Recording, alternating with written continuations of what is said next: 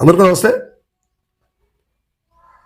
తండ్రి టీడీపీ, కొడుకు వైసీపీనా అనే ప్రశ్న ఇప్పుడు రాష్ట్రంలో వినిపిస్తూ ఉంది. ఇది ఎక్కడో కాదు, ప్రకాశం జిల్లాలో జరుగుతున్నటువంటి పరిస్థితి. తండ్రి ఒంగోలు ఎంపీ, వైఎస్ఆర్సీపీలో గెలిచారు.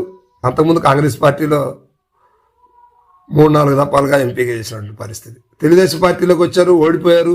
వైసీపీలో చేరారు, గెలిచారు. మరలా టీడీపీలోకి వచ్చారు, ఇప్పుడు గెలిచారు. ఆయనే మాగుంట శ్రీనివాసరెడ్డి గారు.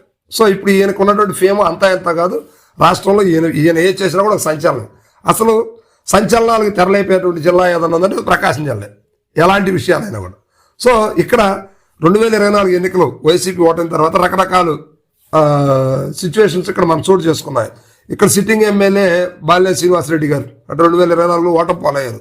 దామచర్ల జనార్దన్ తెలుగుదేశం పార్టీ నుంచి ఆయన కంటెస్ట్ చేశారు, ఆయన గెలిచారు. దారుణమైనటువంటి ఓటమిని చవి చూశాడు. సో ఉత్కంఠభరితమైనటువంటి పోటీ అయినా కూడా పోటీలో అసలు చెప్పడానికి వీల్లేదు. బాలినేని వాసు గారు ఓడిపోయినా కూడా ఇంత దారుణంగా ఓడిపోతాడా అని వైసీపీ వాళ్ళే కంగుతిన్న పరిస్థితి ఒంగోలులో కనిపించింది. అలాంటి వాసు గారు కూడా ఎలక్షన్ తర్వాత హైకోర్టు గేటు, సుప్రీంకోర్టులు గేటు, బూతులు లెక్కించడం, ఇలా రకరకాలు చేసి చివరికి చేసేది ఏమి లేకపోతే వైసీపీ మీద అసంతృప్తితోనో వెళ్ళిపోయి జనసేన చేరారు.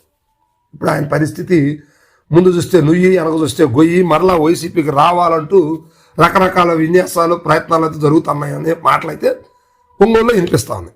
సో అదేవిధంగా మాగుంట శ్రీనివాసరెడ్డి గారు కూడా వైసీపీలో సత్సంబంధాలు లేవు. జగన్మోహన్ రెడ్డి గారిని ఒక్కసారి కూడా గవర్నమెంట్ 5 ఏళ్లలో ఒక్కసారి కూడా ఆయన కలవలేదు అనే మాట బాగా పాపులర్.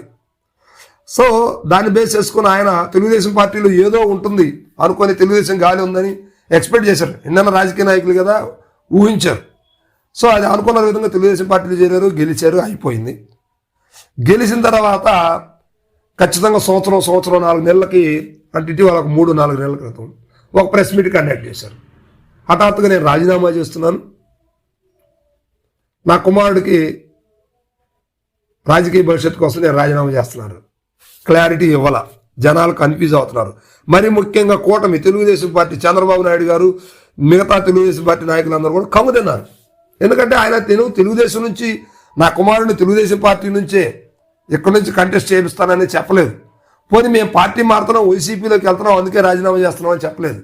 క్లారిటీ లేకుండా మాట్లాడినటువంటి మాటని రాష్ట్ర వ్యాప్తంగా చక్కర్లు కొట్టింది, బాగా వైరల్ అయింది. దీనికి చంద్రబాబు నాయుడు గారు కూడా ఒక రకంగా కంగు తిన్న పరిస్థితి ఉంది.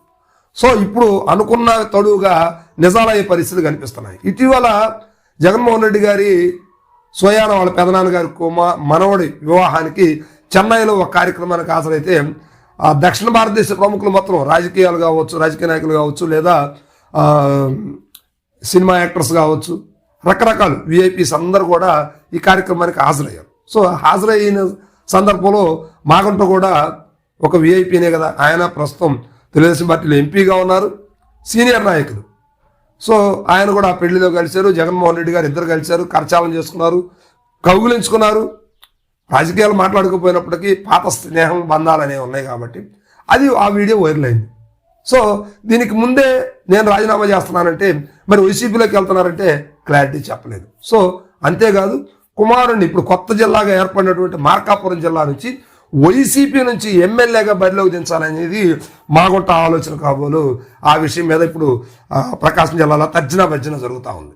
సో ఇప్పుడు మాగుంట రాఘవరెడ్డి గారు రాజకీయ అరంగేటం చేయాలని 2024 ఎన్నికలకు సీట్ అడిగితే చంద్రబాబు నాయుడు గారు మీ కుమారుడు కాదు, నీకు మాత్రం ఇస్తానని చెప్పారు.